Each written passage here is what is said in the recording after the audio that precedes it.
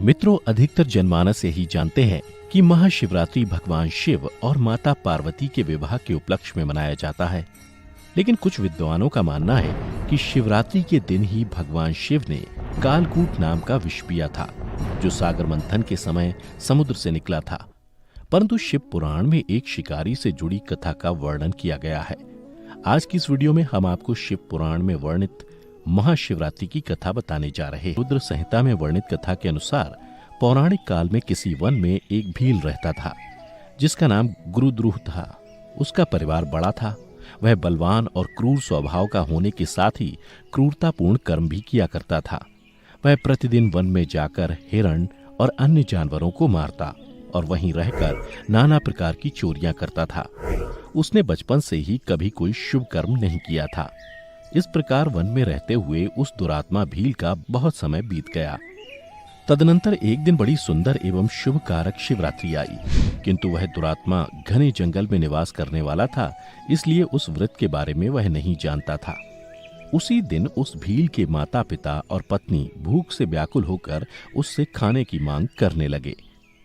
उनके बार बार याचना करने पर वह भील तुरंत धनुष लेकर वन की ओर चल दिया और हिरणों के शिकार के लिए सारे वन में घूमने लगा। देवयोग से उसे उस दिन कुछ भी नहीं मिला और सूर्यास्त हो गया। इससे उसको बड़ा दुख हुआ और वह सोचने लगा कि अब मैं क्या करूं, कहां जाऊं। आज तो कुछ नहीं मिला। घर में जो बच्चे हैं उनका तथा माता पिता का क्या होगा, जो मेरी पत्नी है उसकी भी क्या दशा होगी। अतः मुझे कुछ लेकर ही घर जाना चाहिए। ऐसा सोचकर वह व्याध यानी शिकारी एक जलाशय के समीप पहुंचा और वहां पानी में उतरने का घाट था। वहां जाकर खड़ा हो गया और मन ही मन यह विचार करने लगा कि यहाँ कोई ना कोई जीव पानी के लिए अवश्य आएगा। उसी को मारकर उसे साथ लेकर प्रसन्नतापूर्वक घर को जाऊंगा।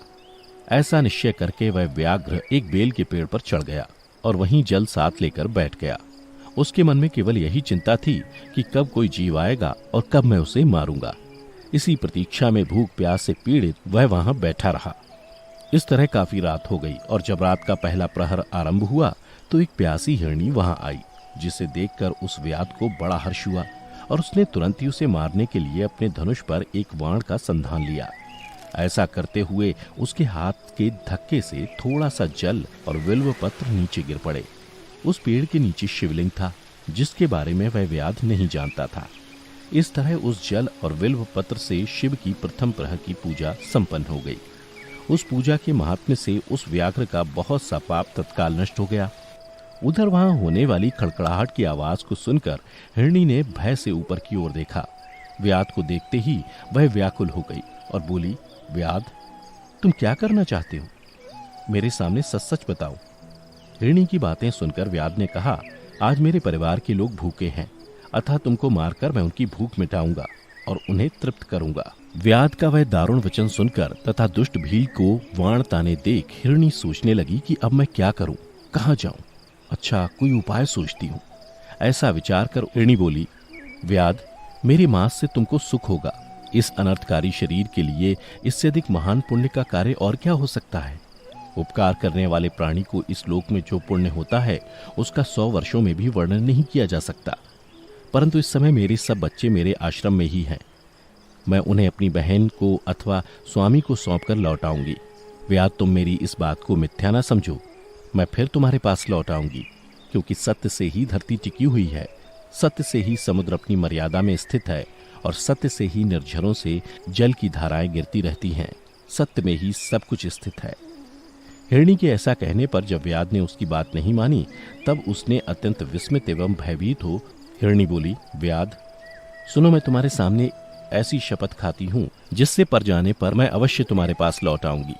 ब्राह्मण यदि वेद बेचे और तीनों काल संध्या वंदन ना करे तो उसे जो पाप लगता है, पति की आज्ञा का उल्लंघन करके स्वेच्छा अनुसार कार्य करने वाली स्त्रियों को जिस पाप की प्राप्ति होती है, किए हुए उपकार को ना मानने वाले, भगवान शंकर से विमुख रहने वाले तथा विश्वासघात और छल करने वाले लोगों को जो पाप लगता है, उसी पाप से मैं भी लिप्त हो जाऊं यदि लौट कर ना आऊं। इस तरह अनेक शपथ खाकर जब हिरणी चुपचाप खड़ी हो गई, तब उस व्याध ने उस पर विश्वास करके कहा, अच्छा, अब तुम अपने घर को जाओ। जब वह हिरणी बड़े हर्ष के साथ पानी पीकर अपने आश्रम मंडल में गई, इतने में ही रात का वह पहला प्रहर व्याध के जागते जागते ही बीत गया। तब उस हिरणी की बहन दूसरी हिरणी, जिसका पहली ने स्मरण किया था, उसी की राह देखती हुई जल पीने के लिए वहां आ गई। उसे देखकर भील ने स्वयं बाण को तरकश से खींचा। ऐसा करते समय पुनः पहले की भांति भगवान शिव के ऊपर जल और बिल्वपत्र गिरे। उसके द्वारा महात्मा शंभू की दूसरे प्रहर की पूजा संपन्न हो गई। यद्यपि वह प्रसंगवश ही हुई थी, तो भी व्याध के लिए सुखदायिनी हो गई। हिरणी ने उसे बाण खींचते देख पूछा, वनेचर, यह क्या करते हो? व्याध ने पूर्ववत उत्तर दिया, मैं अपने भूखे कुटुंब को तृप्त करने के लिए तुझे मारूंगा।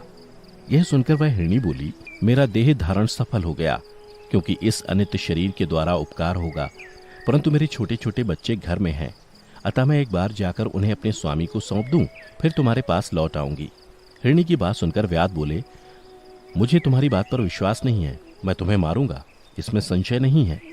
व्याध की बातें सुनकर हिरणी भगवान विष्णु की शपथ खाती हुई बोली, व्याध, जो कुछ मैं कहती हूं उसे सुनो। यदि मैं लौट कर ना आऊं तो अपना सारा पुण्य हार जाऊं, क्योंकि जो वचन देकर उससे पलट जाता है वह अपने पुण्य को हार जाता है। जो पुरुष अपनी विवाहिता स्त्री को त्याग कर दूसरी के पास जाता है, वैदिक धर्म का उल्लंघन करके कपोल कल्पित धर्म पर चलता है, भगवान विष्णु का भक्त होकर शिव की निंदा करता है, माता पिता की निधन तिथि को श्राद्ध आदि न करके उसे सूना बिता देता है, तथा मन में संताप का अनुभव करके अपने दिए हुए वचन को पूरा करता है, ऐसे लोगों को जो पाप लगता है वही मुझे भी लगे, यदि मैं लौट कर ना आऊं। हिरणी के ऐसा कहने पर व्याध ने कहा, जाओ। उसके बाद हिरणी जल पीकर हर्षपूर्वक अपने आश्रम को गई। इतने में ही रात का दूसरा प्रहर भी व्याध के जागते जागते बीत गया। इसी समय तीसरा प्रहर आरंभ हो जाने पर हिरणी के लौटने में बहुत विलंब हुआ जान व्याध उसकी खोज करने लगा। इतने में ही उसने जल के मार्ग में एक हिरण को देखा। वह बड़ा हष्टपुष्ट था। उसे देखकर व्याध को बड़ा हर्ष हुआ और वह धनुष पर बाण रखकर उसे मार डालने को उद्यत हुआ। ऐसा करते समय उसके प्रारब्धवश कुछ जल और बिल्वपत्र शिवलिंग पर गिरे। उससे उसके सौभाग्य से भगवान शिव की तीसरे प्रहर की पूजा भी संपन्न हो गई। इस तरह भगवान ने उस पर अपनी दया दिखाई। पत्तों के गिरने की आवाज सुनकर उस हिरण ने व्याध की ओर देखा और पूछा, क्या करते हो? व्याध ने उत्तर दिया, मैं अपने कुटुंब को भोजन देने के लिए तुम्हारा वध करूंगा। व्याध की बात सुनकर हिरण के मन में बड़ा हर्ष हुआ और तुरंत ही बोले, मैं धन्य हूं, मेरा हष्टपुष्ट शरीर होना सफल हो गया, क्योंकि मेरे शरीर से आप लोगों की तृप्ति होगी। जिसका शरीर परोपकार के काम में नहीं आता, उसका सब कुछ व्यर्थ चला गया। जो सामर्थ्य रहते हुए भी किसी का उपकार नहीं करता, उसकी वह सामर्थ्य व्यर्थ चली जाती है तथा वह परलोक में नरकगामी होता है। परंतु एक बार मुझे जाने दो, मैं अपने बालकों को उनकी माता के हाथ में सौंपकर और उन सबको धीरज बंधाकर यहाँ लौट आऊंगा। उसके ऐसा करने पर व्याध मन ही मन बड़ा विस्मित हुआ। उसका हृदय कुछ शुद्ध हो गया था और उसके सारे पाप नष्ट हो चुके थे। उसने हिरण से कहा, जो यहाँ आए वे सब तुम्हारी तरह बातें बनाकर चले गए, परंतु वे अभी तक यहाँ नहीं लौटे। हिरण, तुम भी इस समय संकट में हो, इसलिए झूठ बोलकर चले जाओ, फिर आज मेरा जीवन निर्वाह कैसे होगा? व्याध की बातें सुनकर हिरण बोले, व्याध, मैं जो कुछ कहता हूं उसे सुनो। मुझ में असत्य नहीं है। सारा चराचर ब्रह्मांड सत्य से ही टिका हुआ है। जिसकी वाणी झूठी होती है उसका पुण्य उसी क्षण नष्ट हो जाता है। तथापि व्याध, तुम मेरी सच्ची प्रतिज्ञा सुनो। संध्या काल में मैथुन तथा शिवरात्रि के दिन भोजन करने से जो पाप लगता है, झूठी गवाही देने, धरोहर को हड़प लेने तथा संध्या न करने से द्विज को जो पाप होता है, वही पाप मुझे भी लगे, यदि मैं लौट कर ना आऊं। जिसके मुख से कभी शिव का नाम नहीं निकलता, जो सामर्थ्य रहते हुए भी दूसरों को उपकार नहीं करता, पर्व के दिन श्रीफल तोड़ता, अभक्ष्य भक्षण करता तथा शिव की पूजा किए बिना और भस्म लगाए बिना भोजन कर लेता है, इन सब का पातक मुझे लगे, यदि मैं लौट कर ना आऊं। उसकी बात सुनकर व्याध ने कहा, जाओ, शीघ्र लौटना। व्याध के ऐसा कहने पर हिरण पानी पीकर चला गया। वे सब अपने आश्रम पर मिले। तीनों ही प्रतिज्ञाबद्ध हो चुके थे। आपस में एक दूसरे के वृतांत को भली भांति सुनकर सत्य के पाश से बंधे हुए उन सब ने यही निश्चय किया कि वहां अवश्य जाना चाहिए। इस निश्चय के बाद वहां बालकों को आश्वासन देकर वे सब के सब जाने के लिए उत्सुक हो गए। उस समय जेठी हिरणी ने अपने स्वामी से कहा, स्वामिन, आपके बिना यहाँ बालक कैसे रहेंगे? प्रभु, मैंने ही वहां पहले जाकर प्रतिज्ञा की है, इसलिए केवल मुझको जाना चाहिए, आप दोनों यहीं रहें। उसकी ये बात सुनकर छोटी हिरणी बोली, बहन, मैं तुम्हारी सेविका हूं, इसलिए आज मैं व्याध के पास जाती हूं, तुम यहीं रहो। यह सुनकर हिरण बोले, मैं ही वहां जाता हूं, तुम दोनों यहां रहो, क्योंकि बच्चों की रक्षा माता से ही होती है। स्वामी की यह बात सुनकर दोनों हिरणी बोली, प्रभु, पति के बिना इस जीवन को धिक्कार है। तब उन सब ने अपने बच्चों को सांत्वना देकर उन्हें पड़ोसियों के हाथ में सौंप दिया और स्वयं शीघ्र ही उस स्थान को प्रस्थान किया जहां वह व्याध शिरोमणि उनकी प्रतीक्षा में बैठा था। उन्हें जाते देख उनके सब बच्चे पीछे पीछे चले आए। उन्होंने यह निश्चय कर लिया था कि माता पिता की जो गति होगी वही हमारी भी हो। उन सबको एक साथ आया हुआ देख व्याध को बड़ा हर्ष हुआ। उसने धनुष पर बाण रखा। उस समय पुनः जल और बिलपत्र शिव के ऊपर गिरे। इससे शिव के चौथे प्रहर की शुभ पूजा भी संपन्न हो गई। उस समय व्याध का सारा पाप तत्काल भस्म हो गया। इतने में ही दोनों हिरणी और हिरन बोल उठे, व्याध शिरोमणि, शीघ्र कृपा करके हमारे शरीर को सार्थक करो। उनकी यह बात सुनकर व्याध को बड़ा विस्मय हुआ। शिव पूजा के प्रभाव से उसको दुर्लभ ज्ञान प्राप्त हो गया।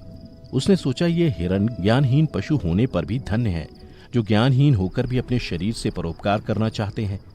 लेकिन धिक्कार है मेरे जीवन को कि मैं अनेक प्रकार के कुकृत्यों से अपने परिवार का पालन करता रहा। अब उसने अपने बाण रोक लिए तथा मृगों से कहा कि वे सब धन्य हैं तथा उन्हें वापस जाने दिया। उसके ऐसा करने पर भगवान शंकर ने प्रसन्न होकर तत्काल उसे अपने दिव्य स्वरूप का दर्शन करवाया तथा उसे सुख समृद्धि का वरदान देकर गुह नाम प्रदान किया। मित्रों, यही वह गुह था जिसके साथ भगवान श्री राम ने मित्रता की थी।